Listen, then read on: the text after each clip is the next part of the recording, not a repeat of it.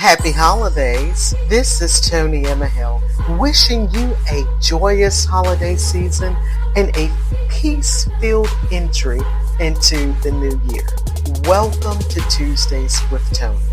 This is really a soft launch of our newest podcast.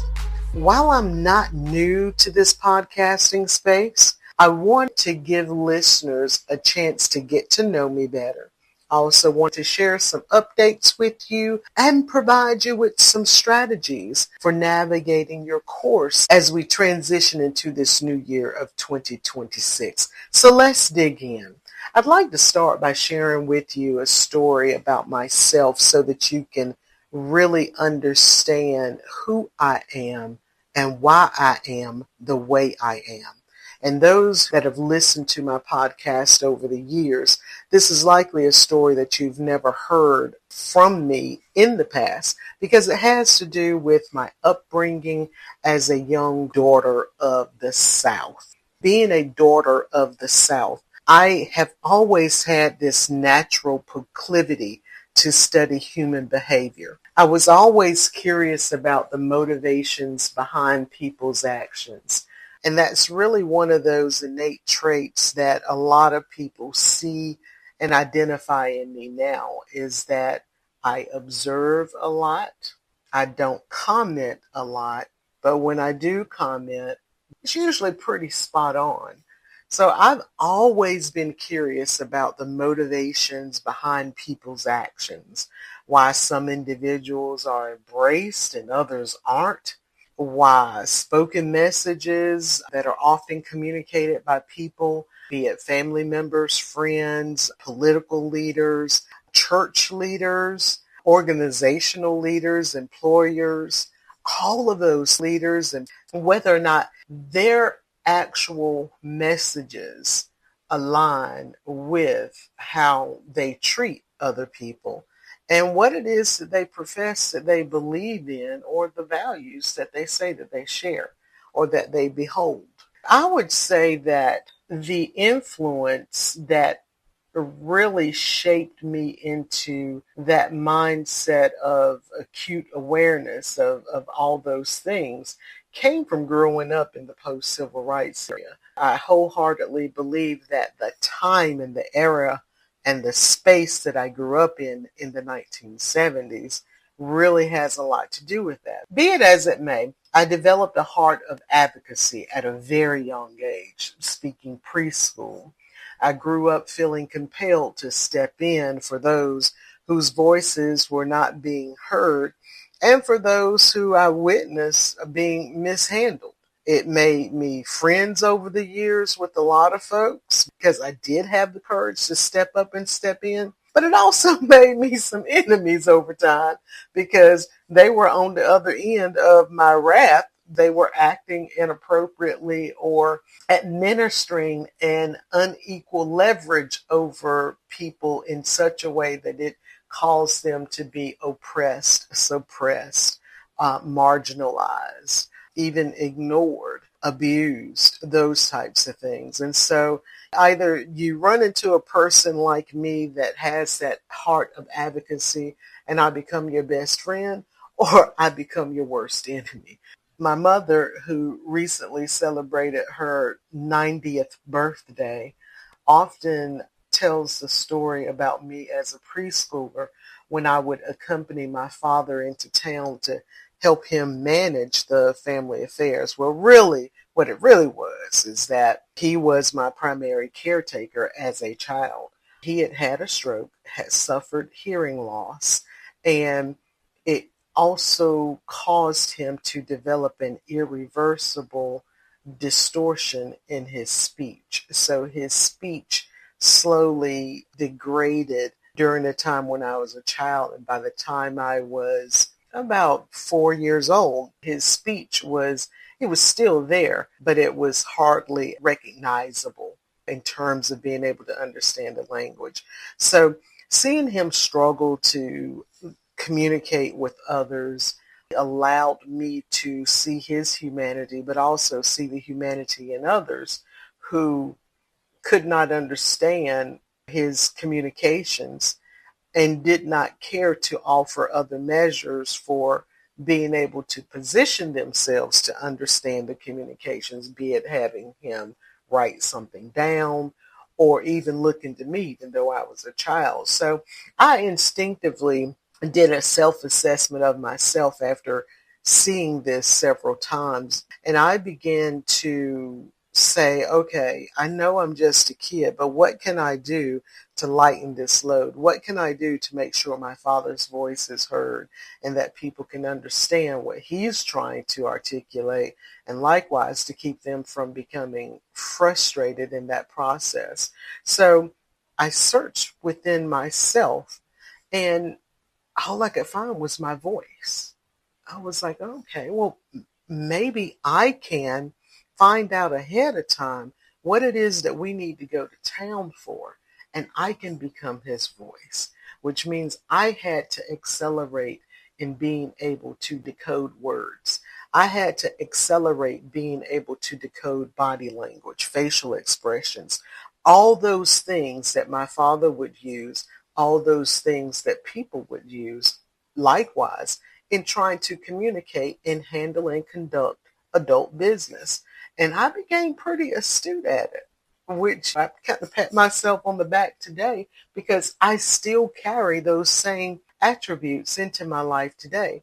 I tell you this story so that you can understand that these were core moments in my life that shaped and developed me into the lifelong advocate who you see in me today. It's also the reason why I choose to exercise my right to vote, because my vote is attached to my voice. And I take whatever I say publicly and privately very seriously because it carries with it a message of who I am as a person, my values, and my beliefs. As a voter, I have a long-standing history of voting in local and national political races to ensure that my voice is not only heard but amplified amongst those in our country, in our city, in our state, in our county, who are truly interested in improving the quality of life for others. In that same vein, not to keep this podcast being long, but I wanted people to get a better understanding of who I am as a person and why I come out the gate strong, because that's just who I am. My fight is most often for other people, their plight in life. I come out of the gates with a cause, and that cause is always to improve the quality of life of others, to add value in spaces where that particular value that I bring to the table is not present. So this holiday season, I'd like for you to consider, what are those core moments that you have experienced that have shaped and developed you into being the person whom you are today? And I'd also like to recommend a book to you that I read some time ago that really strikes a chord with me, and that is The Power of Moments by Chip Heath and Dan Heath. Reading this book will help you better understand yourself and the core moments that have shaped you into the person who you are today. A deeper understanding at this level can help you understand why you are the way you are, why you do the things you do, why you fight for the things that you fight for, and why you fight against the things that you fight against, even the people that you fight against.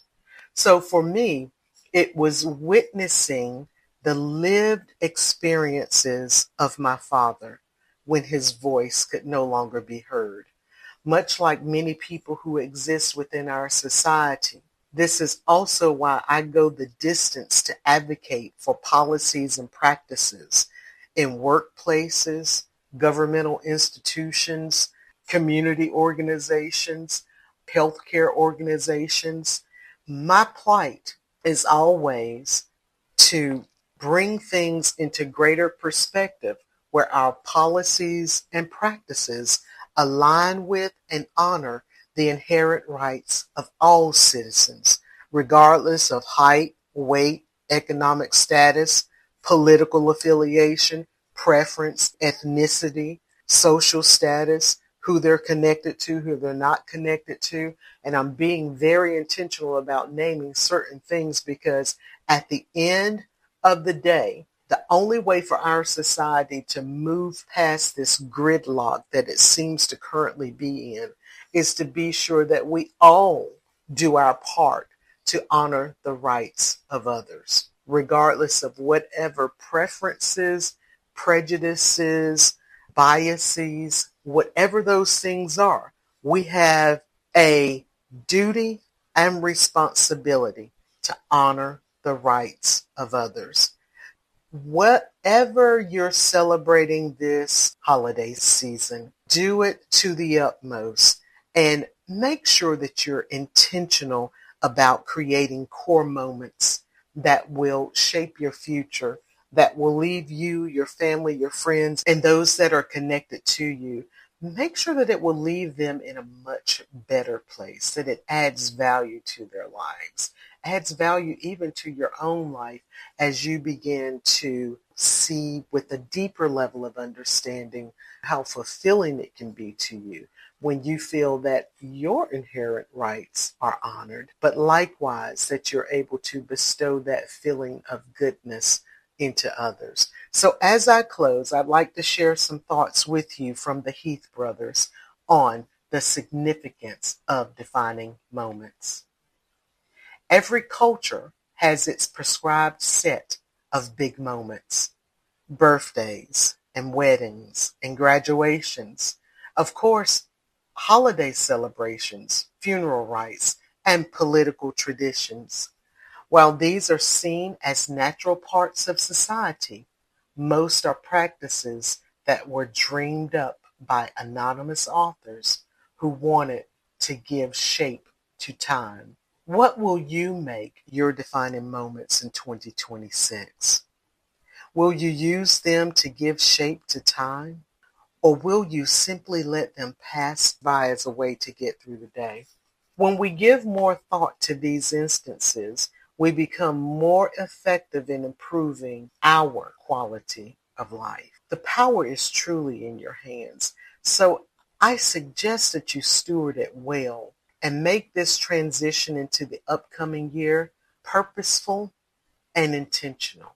Defining moments are those moments that shape our lives, and they can simultaneously work to improve them.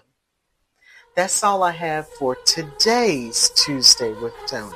Until we meet again, please be sure to log on to my website at aimhighwithtoni.com for additional details on me and how we will begin to shape this new year into an intentional defining moment. This is Toni Emehel wishing you a happy, joyous holiday season.